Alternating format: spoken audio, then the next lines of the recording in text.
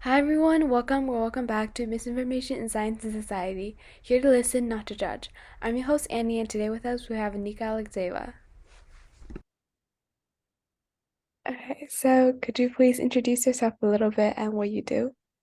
Sure. I'm Nika Aleksejeva, based and raised in Riga, Latvia, and I'm a senior research fellow in digital research unit Baltics at Digital Forensic Research Lab, which is a center at the Atlantic Council. Awesome. So why did you choose this career initially? Well, I never knew that I will pursue this career. I feel that my drive since my very childhood was in journalism and communications. And only later on, I understood that I like to pursue more like tech-driven direction. Yeah. So when I was 14, I started writing for a regional newspaper. Then I chose to study journalism in university, and then understood that I'm also interested in political science that could basically, if communications is more like a frame, then political science is what created substance for me. And later on, I joined a tech startup, Infogram, that it's a tool to visualize data. And it's another form of storytelling that helped me to broaden my horizons, both of storytelling and also more uh, topics that can be more data-driven. And now I'm researching disinformation as part of the Digital Forensic Research Lab's mission to identify, expose, and explain information manipulation campaigns.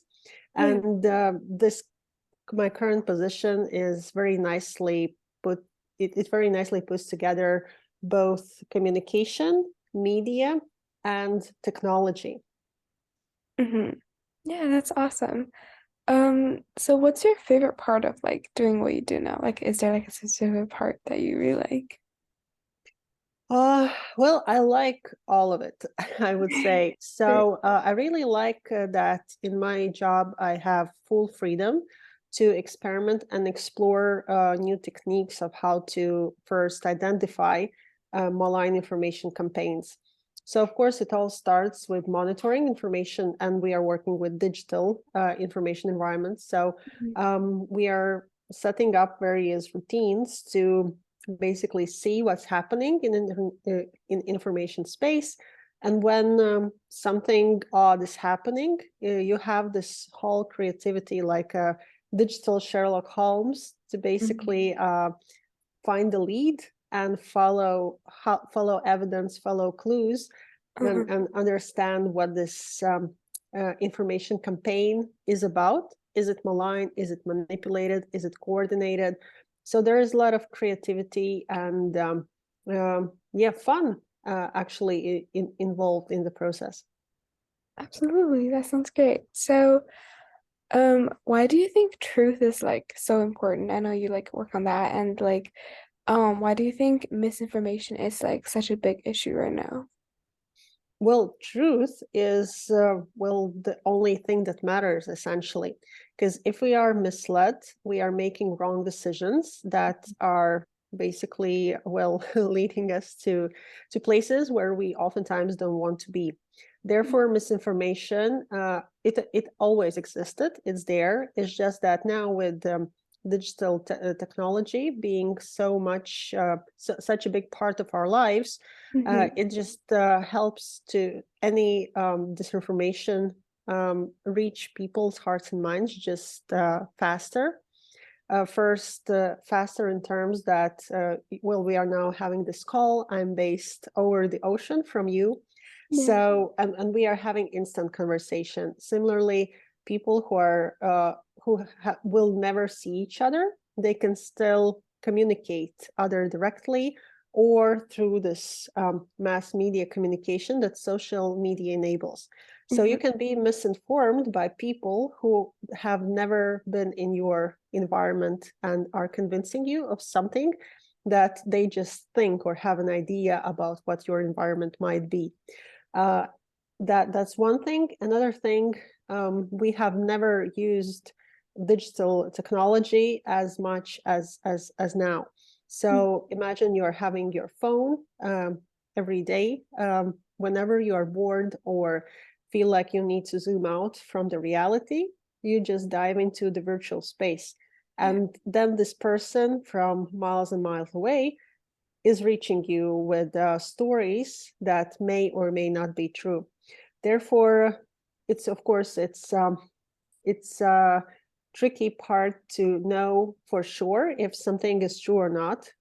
But well, so there are ways how to spot something that is suspicious. Mm-hmm. And well, basically, the best way to avoid being misinformed is to be interested in the subject, because it's very hard to fool a person who is a subject matter, not maybe expert, but subject matter informed. Yeah. And if you would now tell me something about, I don't know, pharmaceuticals or something about microbiology, and this is not my specialty, and I Mhm. see you as a respectful person, or at least you make a image of such person, of course I will believe. But Yeah. if I knew these subjects, and I knew basically that maybe you are not being acknowledged in the wider, like, doctors, biologists community, I would know that I shouldn't take your word for granted. Hmm. Yeah, absolutely. It's like if someone like told me something wrong about like this book I really like, then I'm like, wait, I read that book. I did research on that. Like, I know that's not right. So, yeah, I think that's a really good like point and way of thinking about it. Yeah, because Um, oftentimes with disinformation, we are talking about, oh, uh, this person believed in these lies. mhm. But it's not a matter of believing, it's a matter of knowing. Mhm. And if you don't know, then only thing is left is to use other, like, visual or rhetorical cues for you Yeah. to basically establish trust with a person. For instance, you want to mislead, and if this person just doesn't know the subject, then all the other uh, elements basically create trust, and it's manipulation. Yeah, absolutely. So, um, could you go into like a little bit more about like your work specifically and how I know it's like basically like focused on misinformation, but like how specifically um you and other people in the field kind of try to like avoid or tackle misinformation. Sure. So I like to see it a little bit broader. I like Mhm. to call things that we are investigating being malign information influence campaigns. And of course, now with the Russia's unprovoked reinvasion in Ukraine, Mhm. it's the topic that me and my team the team that I'm part of, that we are following daily. Mhm. Yeah, our goal is to basically understand if pro-Kremlin messages, pro-Kremlin propaganda is reaching hearts and minds in EU. Mhm. I'm covering the Baltic states, Estonia, Latvia, Lithuania, Poland sometimes, but other colleagues are also covering Poland. Mhm. No, but we have colleagues scattered all over the place. So if we are more occupied with the Russia's war in Ukraine, I also have colleagues in South Africa, in Latin America, also recently people covering Arab countries where Arab language is Yeah. used. And so our goal is not just to see and check and verify, not just fact check content part of well, say video or text Mhm.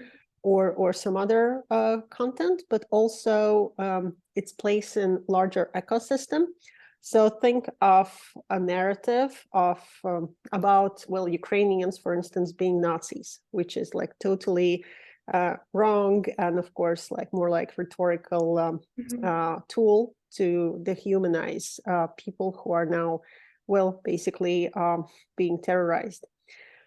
And then well, first, we know that is not true. Of course, we can do fact check, but we are more interested to see, for instance, there is this new article, which is claiming something very specific about why, say, and now I'm inventing, it's total lie.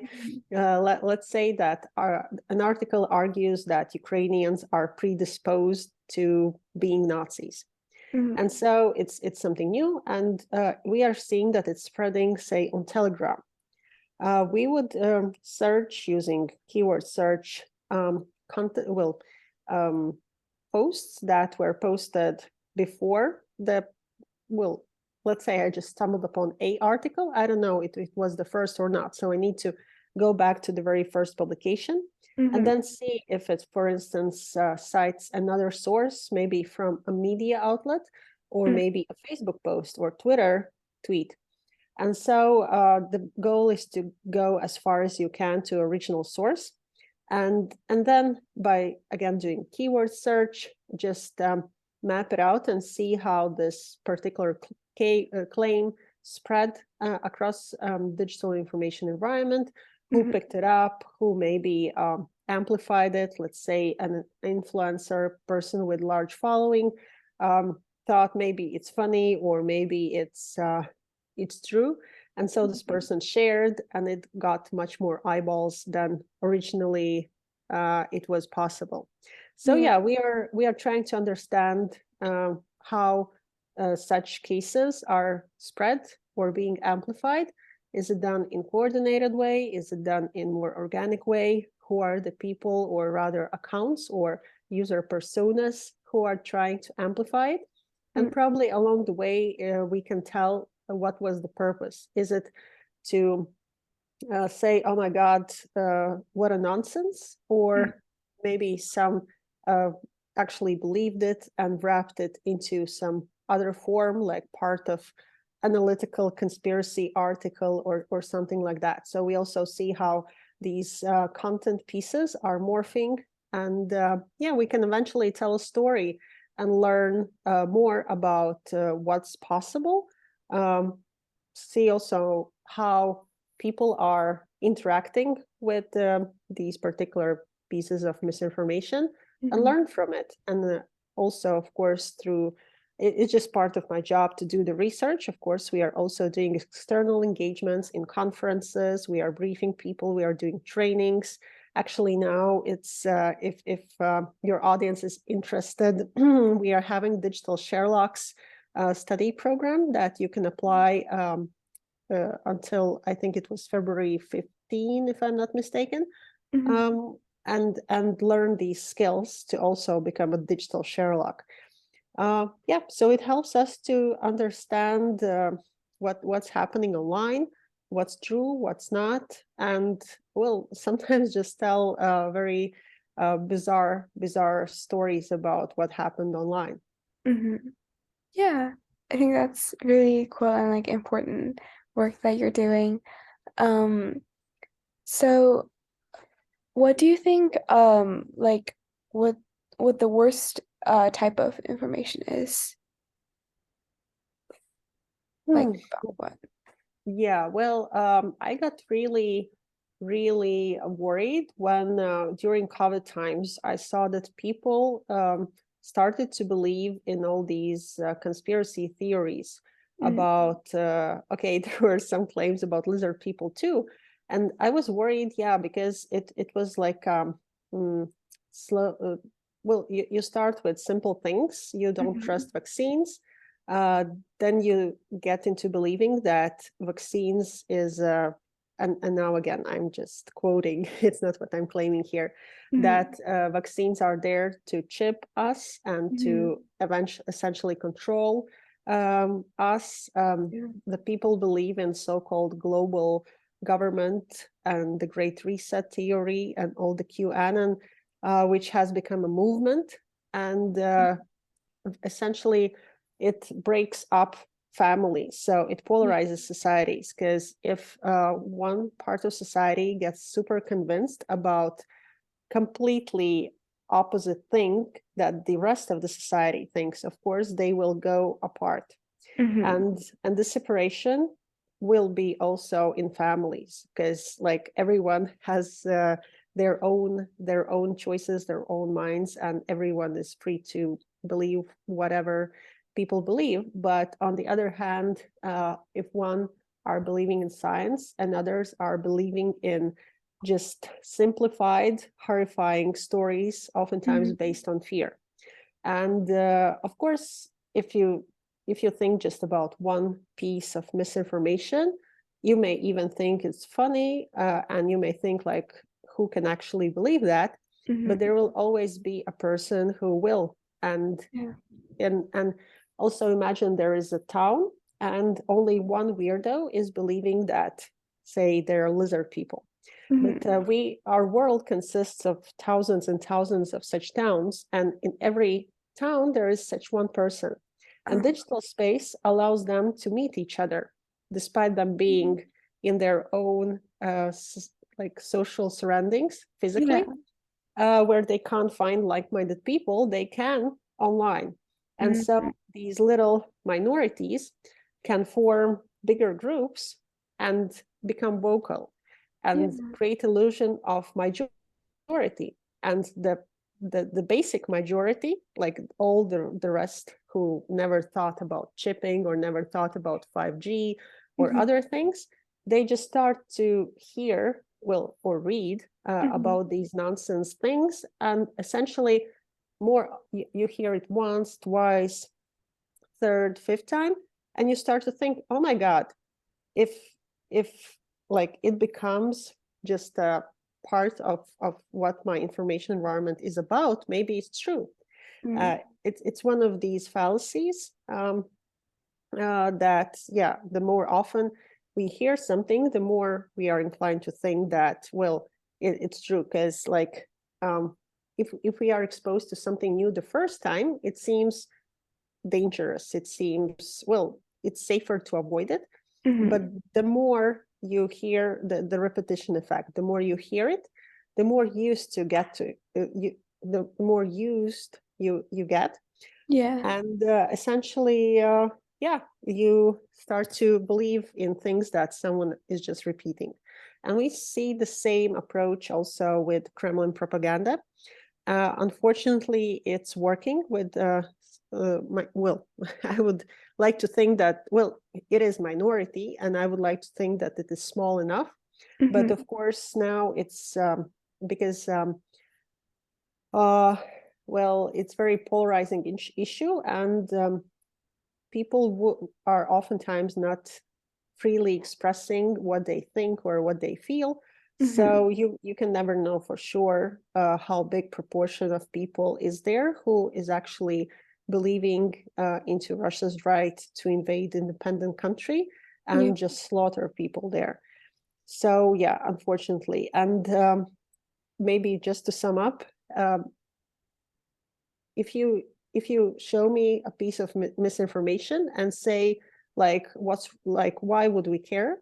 Mhm. Maybe you're right. Maybe we shouldn't care about this very small particular case, but we should start to care about misinformation when it starts to become repetitive, and Mhm. when it starts to become repeated often by very loud, outspoken people who are Mhm. actually representing minority but are perceived as majority. Yeah.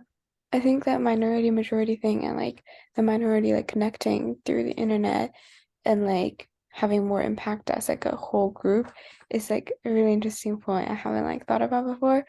But yeah, I think I do see that like a lot um on the internet and also uh I also agree like the polarization thing is like a really big issue, like not even just like science versus like not science, like globally. I think just like also like in the United States, there's like two like main parties and like polarization is like really huge with that too. Like um people kind of like I don't know if they're like expected, but like if they're like on one end, they're like um a lot of people are like fully on that end, and then some people are like fully on the other end. So then it's like it's a really like people believe in like totally different things, and it's like it's almost like there are two countries, but like it's just one country, but like we just believe in different things. And like I've and like some of my friends, like for example, their parents believe in this, but then they're like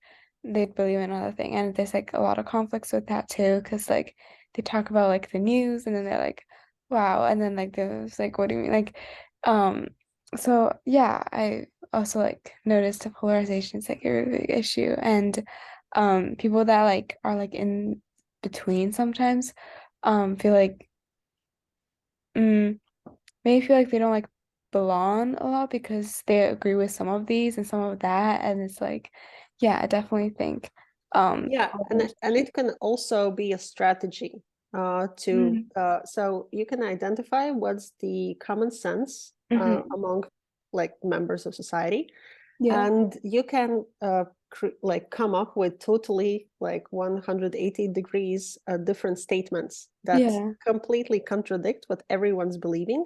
And Mm-hmm. even if it sounds bizarre at first, like one person starts to believing it, Mm-hmm. explaining his or her reasoning, it like inoculates others, and so it grows.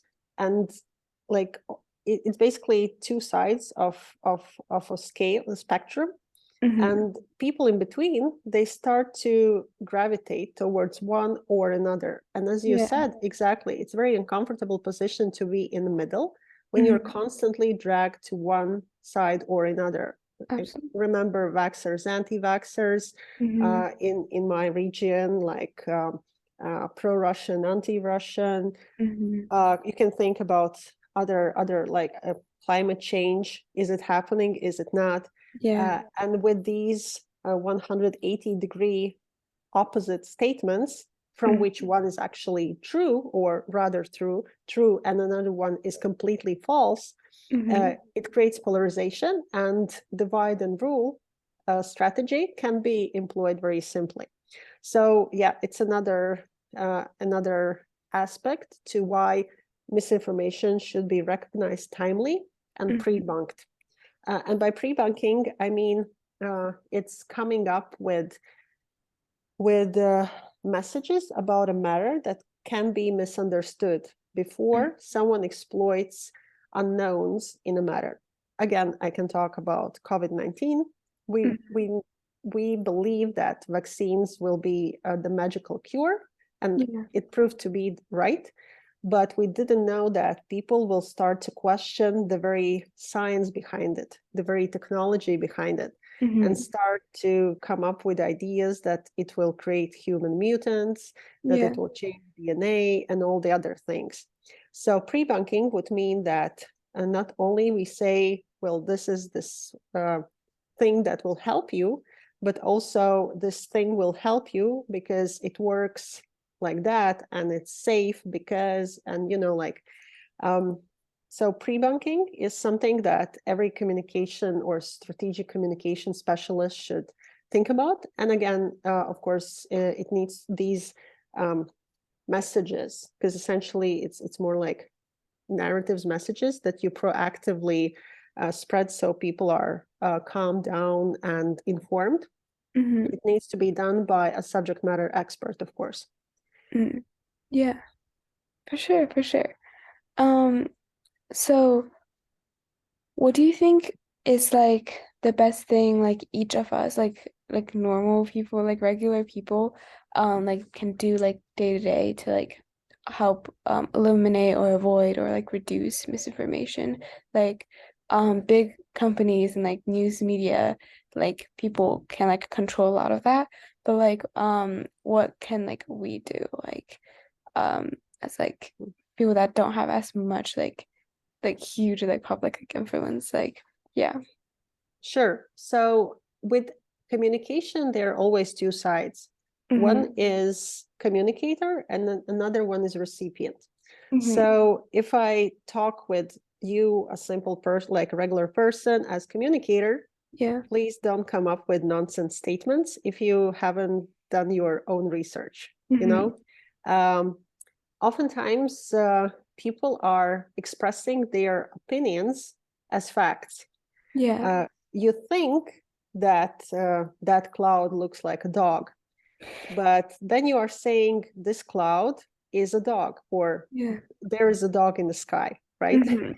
So the difference between opinion and a fact is something that you need to, well, basically be self-critical about before you're expressing. Also, as a communicator on social media, Mm-hmm. um, well, first, if you write something, person on the other side, the recipient, Mm-hmm. may read it differently from what you Mm-hmm. meant and Yeah. misunderstand you. So I'm not saying that you should like totally self-censor yourself and become boring, like Mm-hmm. super, like being super Yeah. explicit about things, but Mm-hmm. just bear in mind that you can misinform people unwillingly. Yeah. Of course, if we can also talk, if you ever think of like become an influencer, of course you can make money Mm-hmm. with telling nonsense stories, but just remember that it's not just fun, it's not just maybe money or fame, but it's also a responsibility. Yeah. If we're talking about people on the recipient side, like you just consuming social media, Mm-hmm. reading stuff online, well, as I mentioned, the best cure is when you already know the subject matter. It will be harder to trick you, to misinform you, if you already know what is true and what is not. Yeah. And of course, for you to garner such knowledge, well, there are various degrees of information quality. For Mm-hmm. instance, if you read something online randomly, and you are not sure about the source, then and it sounds like too weird to be true, and so on. Maybe it's okay, you read about it, but maybe you shouldn't spread it right away. So trustworthy sources are those sources where more than one person is creating, well, making choice about what should be published. Yeah. If you are reading just a post by a random user, especially when you are not sure if this user is really, say, 20-year-old beautiful girl in California, maybe it's a dude somewhere sitting in the basement. Like if you don't know who that person really is, and this Mm-hmm. person is claiming again, like about chemical trails that planes are leaving in the sky or something. Mm-hmm. Um, so maybe you shouldn't trust it. Well, not maybe, but yeah, it's a unreliable source. You can read it for fun, but don't think that it's like objective truth. On the other hand, if you read things on media, usually in big established media outlets, there is a journalist who does the research and writes an article draft.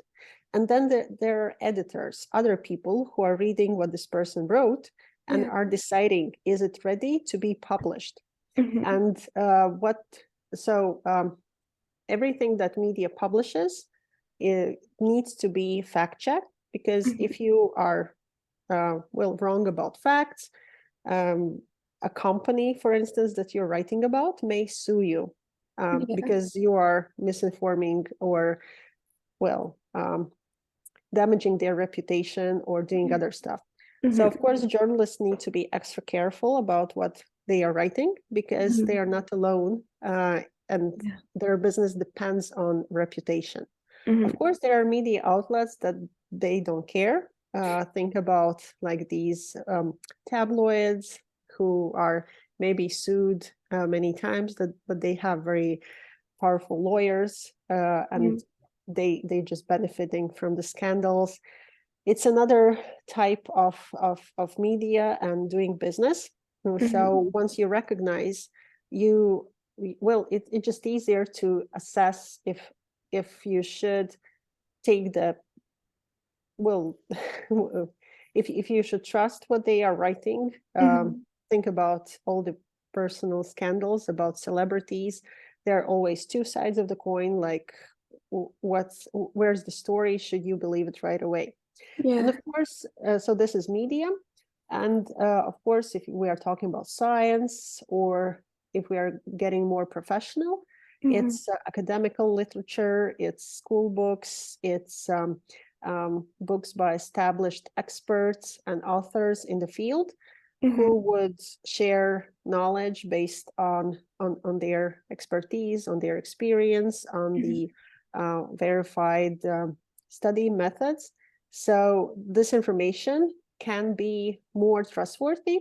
But again, it's very easy to sometimes misinterpret, especially if you are, well, like I am in communication science, and if Mm-hmm. I'm reading an academical article about microbiology, about vaccines, about virus strains, of Mm-hmm. course, I don't understand the half of what's there. And it's not about language. It's just Yeah. about what these results in the study actually Mm-hmm. mean. And Yeah. that was also the problem during COVID times, that many people went online, found those academical articles, stumbled upon a coronavirus study where it Mm-hmm. was actually, there was a coronavirus that was manufactured in the lab, but it wasn't the same virus that we got Mm-hmm. infected with. And so a person just read it, and because it was an academical article, said, "Will you see, this virus actually like leaked from a lab because it was made in the lab, and here's the article that tells about the virus that Mm-hmm. was manufactured, and it was coronavirus." So, Yeah. sometimes not knowing enough um, academical and this very professional literature can be, yeah, uh, misinterpreted by you. So again, it's your responsibility if you can, if you decide to communicate your discoveries that may Mm-hmm. not be true. Yeah, so maybe because your question was what a regular person can do, Mm-hmm. maybe a short answer to it would be to